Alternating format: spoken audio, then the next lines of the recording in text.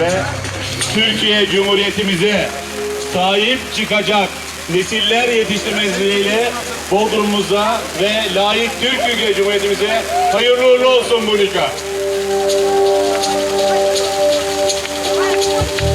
Nessuno sa il principio, nessuno sa il futuro.